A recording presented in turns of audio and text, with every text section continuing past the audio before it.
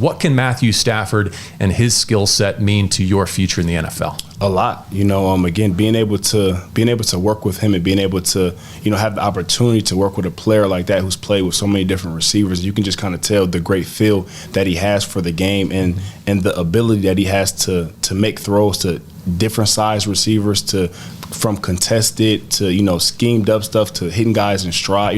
He brings a little bit of everything to the table that you want from a quarterback. So your catch radius plus his willingness to keyhole shot some throws seems to add up to be a marriage made in heaven. Definitely.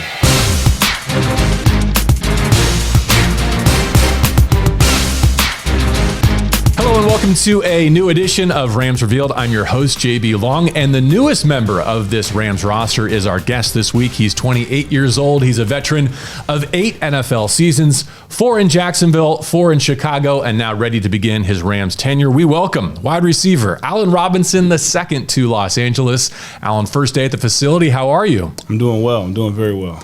How about this part of the country, California, Los Angeles specifically? How new is LA to you? It's very new, but I'm looking forward to it. A nice change of scenery, a lot of sunshine, that always bodes well for a receiver. So I'm looking forward to it.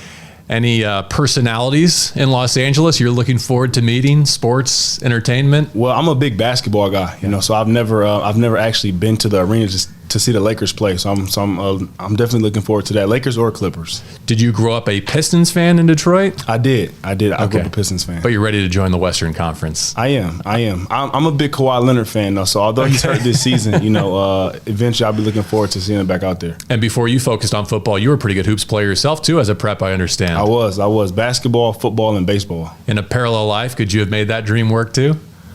I like to think so. I'm a little bit on the smaller side for shooting guards, but I like to think so. Well, we're glad to have you here in Los Angeles. What was it like to go through the free agency process for a second time? Man, it was a roller coaster. Well, a roller coaster in the sense of just trying to make sure that everything that I kind of wanted to get out of it, I was able to, and being here in Los Angeles, everything across the board, from culture to team, everything is a perfect fit for me.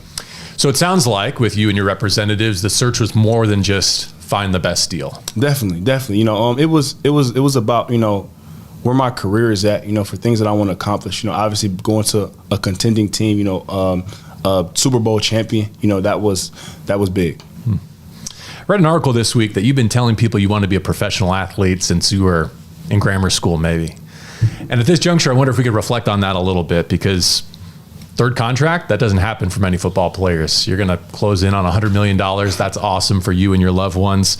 Not only did you make it, but you've made a living doing it. Have you thought about that at all? I have. I think it all starts for me, laying the foundation of, I wanted to make a career out of this. I didn't want to just come into the NFL, just make some money. This is something that I've wanted to do since I was 5 years old. So being able to take each and every day of work seriously, be a professional at what I do and to continue to have a long career. That was my number one goal, is I wanted to have a long-standing career, and I've been able to do that so far, and I want to continue that. What do you know today that you probably didn't when you were drafted, or maybe even when you signed with the Chicago Bears? Just the ups and downs of it all, and just kind of enjoying the journey, being able to handle adversity, being able to bounce back, being able to do things like that. That's what you need to have a long-standing career. Speaking of adversity, there was some of it last year, one of the tougher years of your career. How would you describe your 2021 season?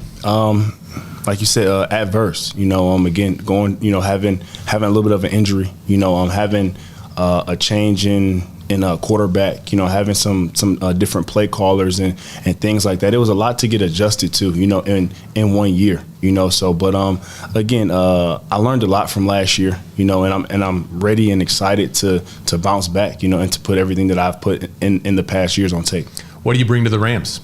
I think I bring my big play ability, being able to have contested plays, being able to have a lot of 20-plus yard catches, being able to kind of bring a little bit of that basketball mentality to the field. How do you make a contested catch? Like, if you're to walk us through the keys of what makes you special in that regard, how does it happen?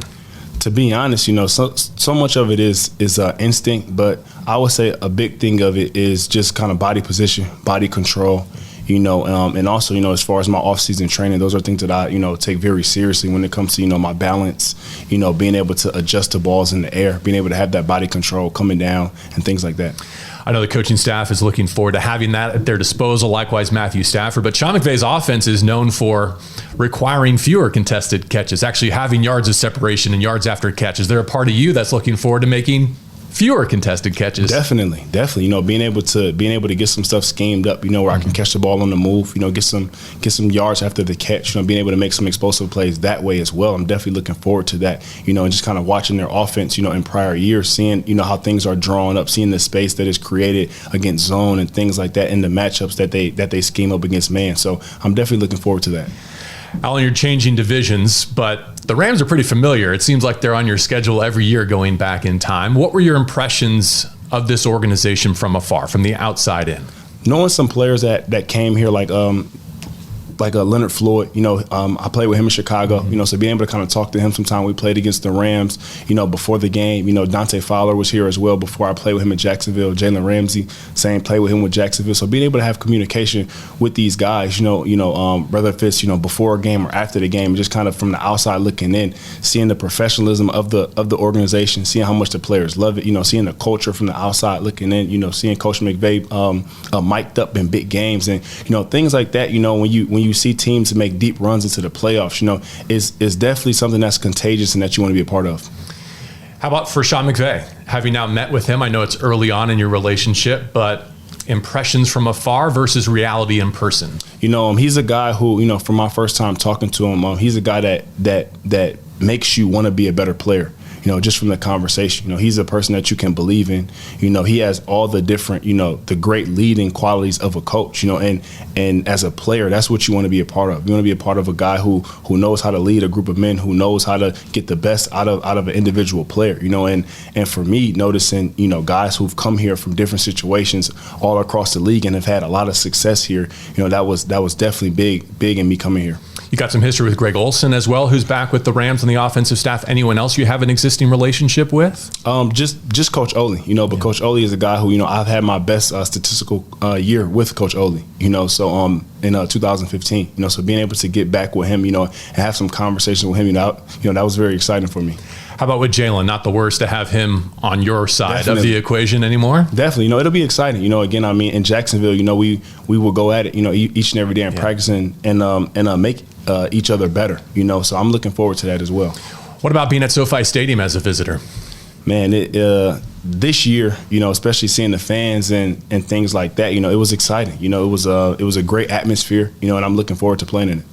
Also want to mention Eric Yarber, receivers coach here. He's one of our favorites. We think you're going to just enjoy working with him and the rest of that group. Let's get to Matthew Stafford. You've referenced him already, your view of him as a quarterback, some of the transition you've gone through at that position. It's been said for you. You don't have to comment on this, but there's the potential for him to be the best quarterback you've ever worked with. What can Matthew Stafford and his skill set mean to your future in the NFL? A lot, again, being able to work with him and being able to, have the opportunity to work with a player like that who's played with so many different receivers. You can just kind of tell the great feel that he has for the game and the ability that he has to make throws to different size receivers, from contested to, schemed up stuff to hitting guys in stride.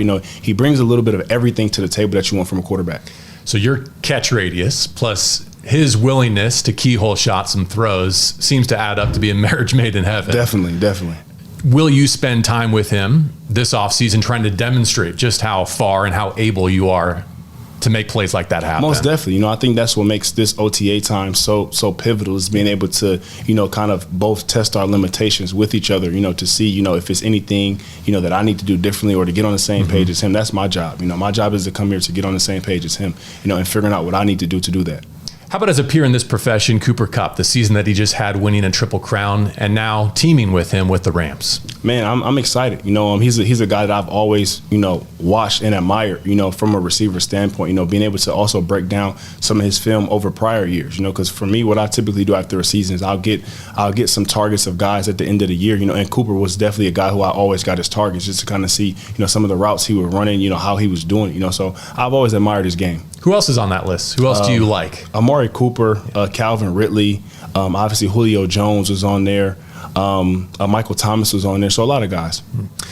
Put another name out there for you, and that's Robert Woods. And I don't think this is going to be fair to you in any way, shape, or form, but you'll be viewed as a one-for-one replacement for a fan favorite here in Los Angeles. First of all, your thoughts on Robert Woods and the business that is professional football that sends him now to Tennessee. I've gotten a chance to meet him a couple of times. We have close friends. He's a great dude. He's a great dude. But again, that's not too much that I could control. And things like that. But I do know that he's a great guy. And one other connection, he's going through that ACL rehab now, and I know you've been there and you've gone through those trying times physically. What words of advice or encouragement might you have for Bobby Trees as he tries to come back on the other side of that? Yeah, I think from what I've grown to know about him is, he's a guy who's built to make it through that. Again, it takes a lot of mental resilience, to kind of go through that. But I think that he's definitely built for it. Let's circle back to something you mentioned on earlier in the conversation. That's coming to Los Angeles with a chance and a hope to have postseason success. You were part of that Jags group that went deep in 2017, but unfortunately unable to contribute between the lines that year. At this stage of your life and your career, how much of a priority is that to win and win big? It's a lot. Again, when I got to Chicago, I came into a 3-13 team, and I was able to help that group of guys get to the playoffs 2 out of 4 years. So now coming into a Super Bowl champion, which is a little bit different. It's just to come in here and do the same thing and be able to be a catalyst to whatever we want to accomplish this upcoming season. I think about some recent Rams: Andrew Whitworth, left tackle; Matthew Stafford, quarterback, who came to Los Angeles with a reputation that lacked postseason success. It's such a team sport, it's unfair almost to label individuals like yourself as someone who hasn't had a lot of that. Would you agree? Yeah, again, for me, in my career, I've only played in a couple playoff games, and the ones that I did play in, I think that I had some pretty good games, so I'm looking forward to be able to, play more of those. When we do see you for OTAs, I wonder what number you're going to be wearing. 15 in Jacksonville, 12 in Chicago, 8 at Penn State. What do you have in mind for LA? I wore 1 in high school, so I've talked about getting back to that, so it will be exciting, to be back in the 1. How come? Why does that still mean something to you all these years later? Because that's kind of where it started for me. I played football prior to that, but high school is where it's definitely started to come about, and to where I kind of started to see my future, blossom. So, getting back to that 1 will be special. And then league rule changes allowing for it, and now changing teams, it does seem like the perfect juncture. Alan, other than football, what are you passionate about? I have a foundation. I went to Reach Foundation. We've done a lot of work in Jacksonville and Chicago in the inner cities, so being able to, kind of map out now how to move my foundation here to the Los Angeles area to be able to, be a pillar in the community. How much about the Rams have you heard in that regard? Andrew Whitworth just won the Walter Payton Man of the Year for some of the work that he does in the community. I think this organization is really staffed well and resourced well in that regard. Yeah, I see a lot of guys, even like Jalen's foundation, like you just said, Andrew, and, a lot of the work that, I know Stafford does a lot of work as well, so being able to kind of see all the work that goes into it, being able to be a part of that, will be special. And then lastly, where are we on nicknames? Not knowing you well and having worked with you previously, what do you like to be called? Everybody calls me A-Rob, so that's what I've been called since I was, yay high. So, that's kind of been the one that has always stuck with me. Looking forward to your first touchdown, A-Rob. I am as well. All right, welcome to Los Angeles, and thank you for joining us for Rams Revealed. Thank you for having me.